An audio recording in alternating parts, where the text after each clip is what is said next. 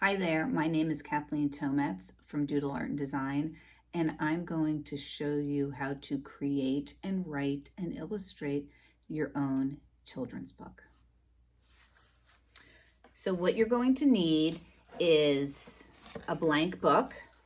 These come in, I think, packs of like 5. You can get them on Amazon. They're about 32 pages, which is a typical children's book. You're going to need to print off the internet or create your own storyboard. This is really important. You want to do this before you start to write or draw in your book. You also want to come up with a story plan, which is going to discuss, like, you're going to figure out what the genre is. Is it historical? Is it fantasy? Who are your characters? Are they going to be human? Are they going to be animals? Are they going to be objects? Where is your setting? Is it going to be in Chicago? Is it going to be in a forest? Is it going to be in your closet? You want to know, you have a story, the plot. You want to have, like, there's a situation that has to be fixed, and you want a happy ending. Children's books end happily. Now, I'm not saying you couldn't have a sad book if you want, but that's the typical children's book. So then you want to fill out a form like this so you get a plan. Then you want to sketch out your whole story page by page. So when you fill in your book, you don't have blank pages or you don't have too few pages.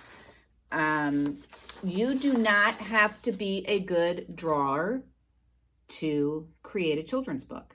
You also don't have to be a good writer. And I'm going to show you some examples of books that might give you some inspiration. This one has great illustrations and a story. This is no words, just pictures, and they're very simple. This one has toys, which I'll get to that. You might want to create a book that has toys that go along with it, or your characters. So once again, this clay is a lot of fun. I did a book on hopscotch around the world for one of my classes, and I made 2 shoes, and there was hopscotch boards in the book. So, like I said, draw out your storyboard, get your plot, everything planned out. Then you want to illustrate the front. You can use brush pens.